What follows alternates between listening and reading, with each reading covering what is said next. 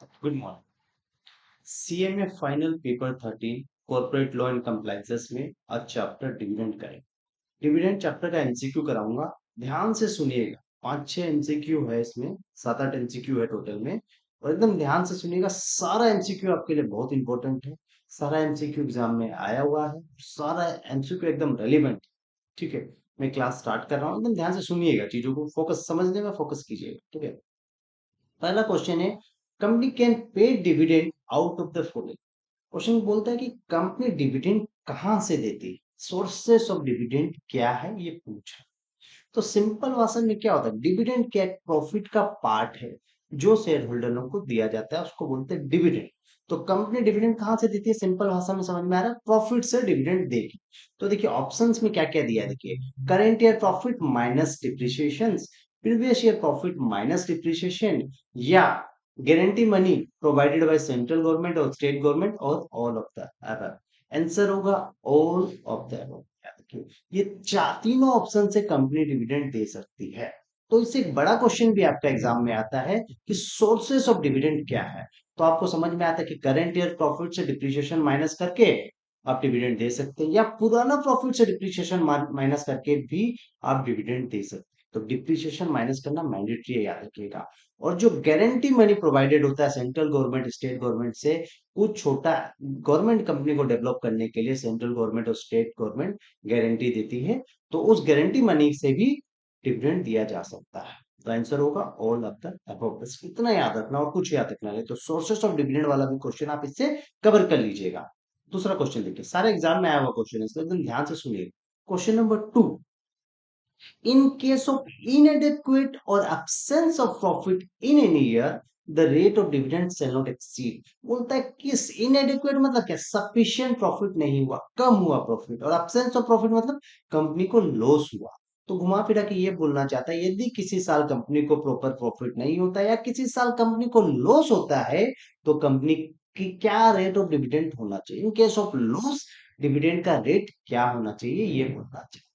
तो याद रखिएगा, the average rate of dividend of last 3 preceding financial year. याद रखिएगा, लास्ट पिछला 3 साल का जो डिविडेंड दिया उसको एवरेज कर दीजिएगा, मतलब तीनों को जोड़ के 3 से डिवाइड कर दीजिएगा। जो एवरेज रेट आया उतना का डिविडेंड कंपनी दे सकता है लॉस के समय।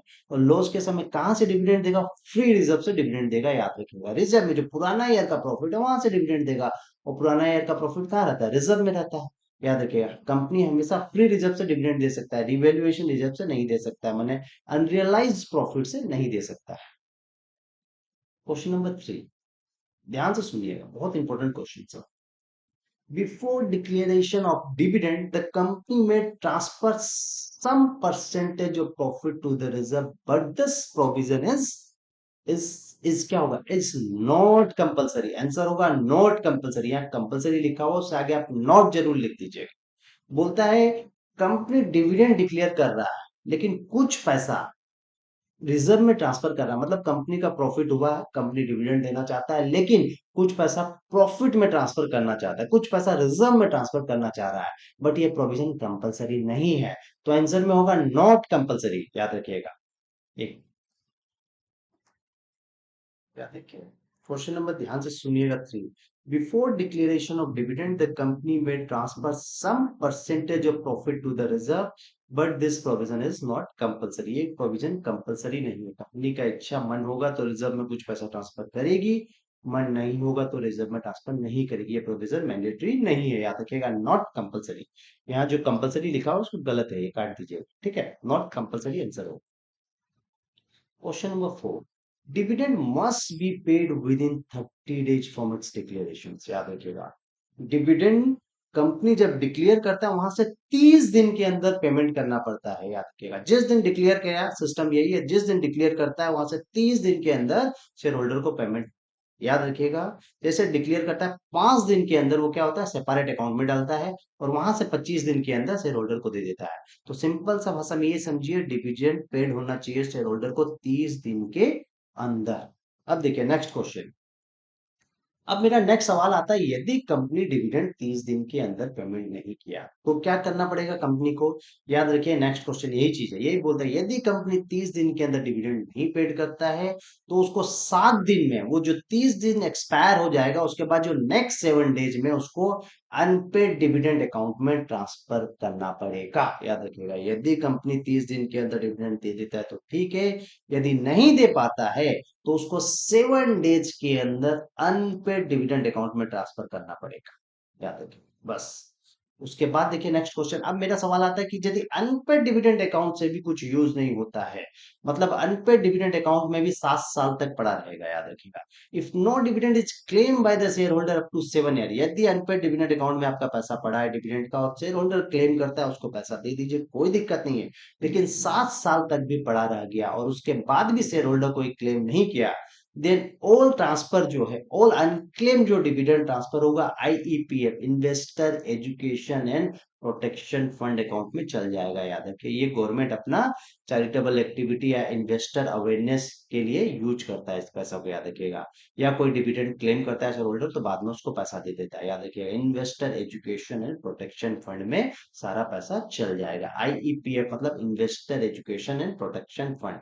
मतलब याद देखिए 30 दिन के अंदर डिविडेंड दे दिया तो ठीक है, 30 दिन के अंदर नहीं दिया तो अनपेड डिविडेंड अकाउंट में नेक्स्ट 7 डेज में चल जाएगा, फिर 7 साल तक वहां रहेगा, 7 साल तक वहां यूज नहीं हुआ तो इन्वेस्टर एजुकेशन प्रोटेक्शन फंड में चल जाएगा। ये फंड सेंट्रल गवर्नमेंट मैनेज करता है, फिर वो चैरिटेबल एक्टिविटी के लिए इस पैसा को यूज कर लेगा या डिविडेंड देने के लिए इस पैसा को यूज कर लेगा।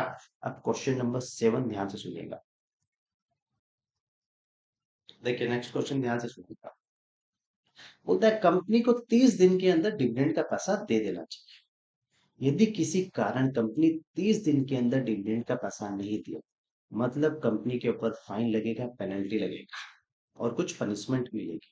तो पनिशमेंट कौन माने फेस करेगा? याद रखिए, बोलता है कंपनी का जो डायरेक्टर है उसको पनिशेबल किया जाएगा for failure to distribute dividend. 30 दिन के अंदर कंपनी डिविडेंड नहीं देती है तो डायरेक्टर को पनिशमेंट दिया जाएगा फेलियर टू डिस्ट्रीब्यूट डिविडेंड का। क्या पेनल्टी होगी डायरेक्टर की, समझिएगा। डायरेक्टर का पेनल्टी होगा, हर दिन उसको 1,000 का फाइन होगा जब तक वो डिविडेंड नहीं देता है। तो each day every director fine rupees 100 for each day, 1,000 रुपया पर डे का फाइन है। प्लस डायरेक्टर को जेल हो सकती है 2 साल की। प्लस कंपनी को सिंपल इंटरेस्ट, कंपनी को उस पैसा पे इंटरेस्ट देना पड़ेगा 18% पर annum के हिसाब से। याद रखिए, यदि कंपनी 30 दिन के अंदर डिविडेंड नहीं दे सकती है, नहीं देती तो डायरेक्टर को कुछ फाइन देना पड़ेगा 1,000 रुपया पर डे और जेल 2 साल का। और कंपनी का पनिशमेंट होगा 18% कंपनी को इंटरेस्ट देना पड़ेगा उस पैसा। इस चैप्टर में इतना एमसीक्यू काफी है, ध्यान से सुनिएगा, इससे आप बड़ा बड़ा क्वेश्चन भी हैंडल कर पाएंगे। ठीक है, और कुछ नोट्स चाहिए तो डिस्क्रिप्शन में मेरा नंबर दिया हुआ, आप उस पर मैसेज मैसेज कीजिए, आपको मेरी क्लासेस और नोट्स मिल जाएगी। सारी क्लासेस में चैप्टर वाइज कर, ठीक है, थैंक यू।